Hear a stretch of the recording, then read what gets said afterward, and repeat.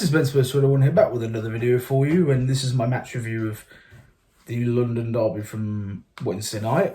Sorry for the late upload, but here it is anyway. That Spurs drew 1-0 away against West Ham. Obviously, let's get straight to the game. The lineup featured only one change, enforced due to Bentancur suffering a concussion near the end of the game Sunday against Nottingham Forest, so Basuma got his first Premier League start in the team.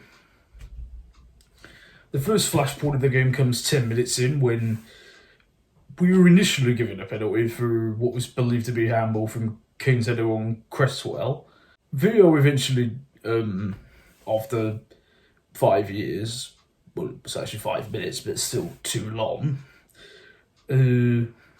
overturned the decision, and my gripe's not even it's just the waiting around. And more to the point, I think it should be done by computer. You know, the VAR shouldn't be operated by a man, because you can't. Number one, you can't trust them to get it right in any situation, and two, there's no consistency in it. It should be done automatically, like, you know, in some computer system, which we know they've got the technology to do, that just says, okay, this is the decision, end of story. It can be done so easily. We'll see if they do that. But anyway, the game carries on.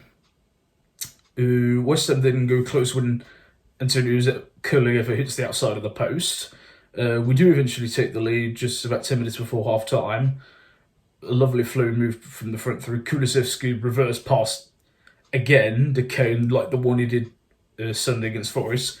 Kane floats it into Son, who is beaten to it by the West Ham defender, but who turns it into his own net to make it 1-0 at half time.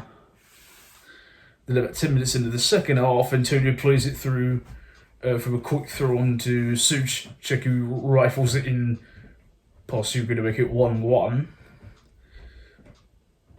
Son has a good chance, you know, that fires it, skies it over.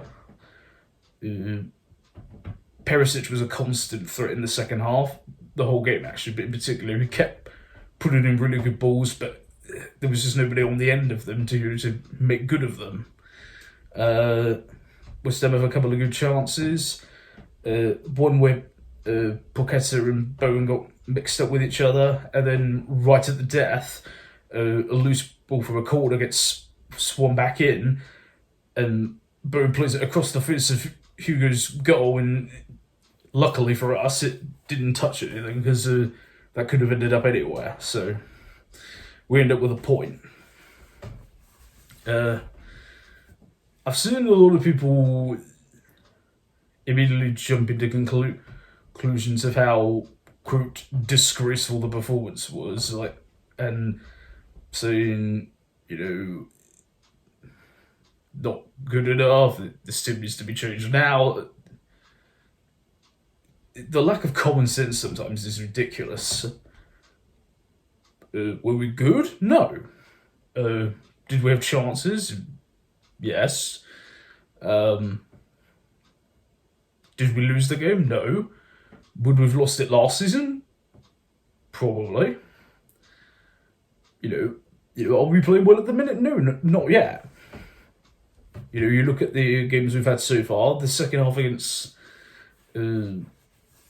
Southampton, you look at the second half against Wolves, and you know, glimpses even there against Nottingham Forest, that's been the good football this season. You know, we have run on luck in games, but you've got to rely on luck sometimes, you know.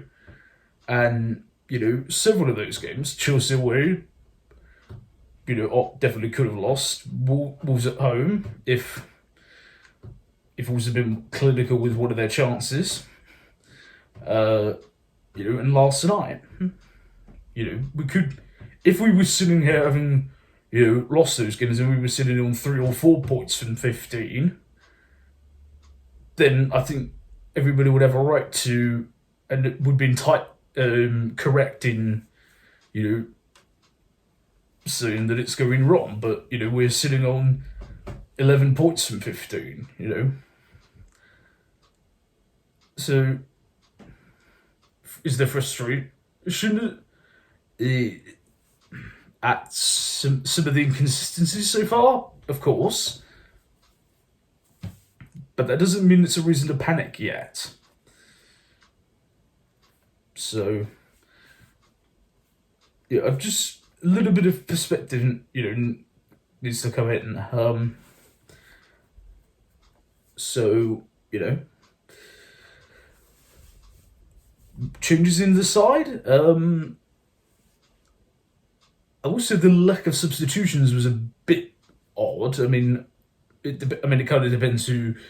If Conte makes changes Saturday against Fulham, which I can't see how we can't do considering the schedule we've got coming up. But again, we'll wait and see how that that plays out. Of course, we play again Saturday against Fulham at home, who Fulham have started this season very, very well. Mitrovic in particular has been on fire, so it's going to be interesting to see how our defence can cope with him. Obviously, there's rumours that Romero might be back for that game, which would be very a big boost to the team. Could we maybe see a debut for the likes of maybe Longley? Does maybe Richarlison get into that front three for Fulham? With the other games coming up and the busy schedule, where rotation is going to be needed. Time will tell. But as I said, no reason to panic. Not yet. Anyway. So I'll leave it at that. What did you guys make of it all? The game itself, looking ahead, do you agree or disagree with what I said? Leave your thoughts and video guys down in the comment section below.